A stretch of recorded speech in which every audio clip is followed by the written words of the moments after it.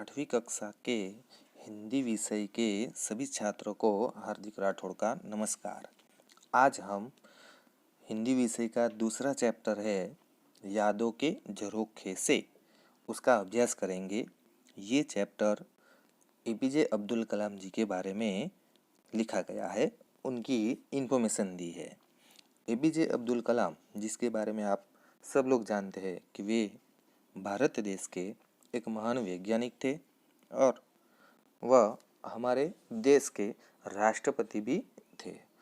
उन्होंने विज्ञान के क्षेत्र में बहुत अच्छी उपलब्धि प्राप्त की थी। अब हम लोग इस पाठ के कुछ शब्दार्थ हैं, उस शब्दार्थ को हम जानते हैं। उनको जानने के बाद पाठ का हम अध्ययन करेंगे।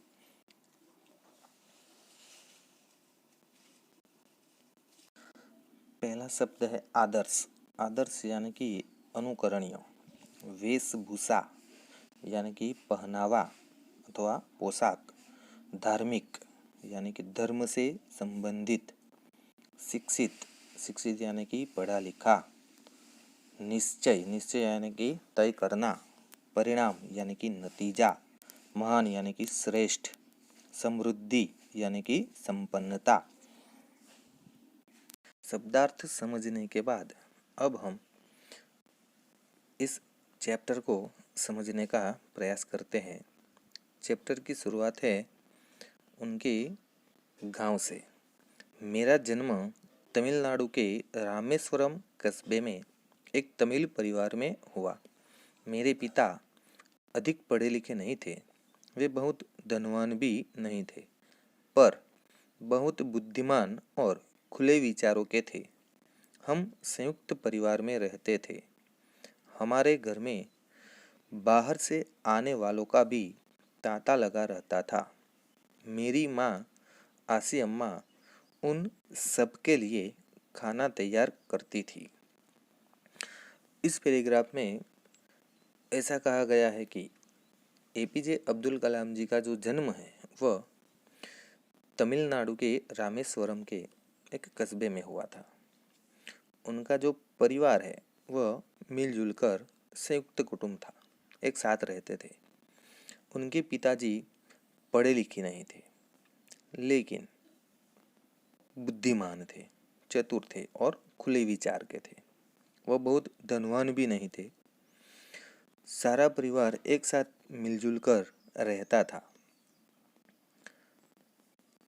घर में बाहर से आने वाले लोग ज़्यादा थे। वो कोई ना कोई उनके यहाँ मेहमान या कोई ना कोई परिचित व्यक्ति आता ही रहता था। उनकी जो माता जी थी आसी अम्मा, वह उन सभी मेहमानों के लिए खाना तैयार करती थी। मेरे माता पिता हमारे समाज में आदर्श दंपति माने जाते थे। उनके माता पिता पूरे समाज के अंदर एक आदर्श दंपति माने जाते हैं। दंपति यानी कि पति पत्नी। मैं परिवार के कई बच्चों में से एक था। सुंदर माता पिता का साधारण सा दिखने वाला बच्चा। हम लोग अपने पुश्तैनी घर में रहते थे। यह घर 19वीं शताब्दी में बनाया गया था। चूने, पत्थर और ईंटों से बना यह पक्का और बड़ा घर रामेश्वरम की मस्जिद वाली गली में था। एपीजे अब्दुल कलाम और उनका परिवार, उनका जो पुश्तैनी मकान था, घर था, उसी में सब लोग रहते थे।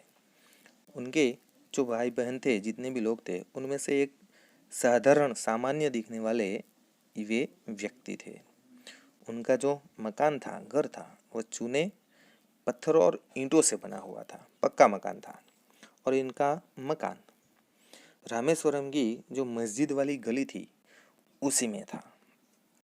मेरे पिता को दिखावा पसंद नहीं था, अतः घर में आवश्यक चीज़ें ही होती थी। मैं कह सकता हूँ कि मेरा बचपन बेफिक्री और सादेपन में बीता। एपीजे अब्दुल कलाम कहते हैं कि उनके जो पिताजी थे उनको बाहरी दिखावा पसंद नहीं था, यानी कि वो वास्तविकता में जीने वाले व्यक्ति थे। इसी वजह से उनके घर में जो चीज़ें थी वह भी बहुत कम मात्रा में थी। जिस चीज़ वस्तुओं का बहुत ज़्यादा ज़रूरत हो उसी का वह खरीदारी करते थे, वही वस्तु वहाँ पर रखते थे।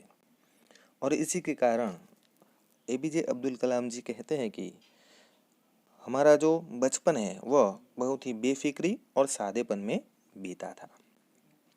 मैं प्रायः अपनी माँ के साथ ही रसोई में जमीन पर बैठकर खाना खाया करता था। एपीजे अब्दुल कलाम जी हमेशा अपनी माँ के साथ बैठकर नीचे जमीन के ऊपर ही बैठकर खाना खाया करते थे। वे मेरे सामने केले का पत्ता बिछाती और फिर उस पर चावल और सुगंधित स्वादिष्ट सांभर देती। साथ में घर का बना अचार और नारियल की ताज़ा चटनी भी होती। उनकी माताजी उनके सामने जमीन पर केले का पत्ता बिछाती और उसके ऊपर चावल और सुगंधित स्वादिष्ट सांभर देती थी। साथ में उनको अचार और नारियल की ताज़ा चटनी भी वह परोसती थी खाने के लिए।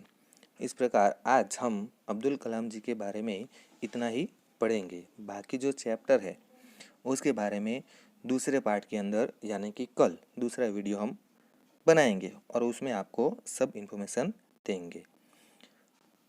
और बाकी का जो पढ़ाई का काम है वो आप लोग साथ में करते जाए।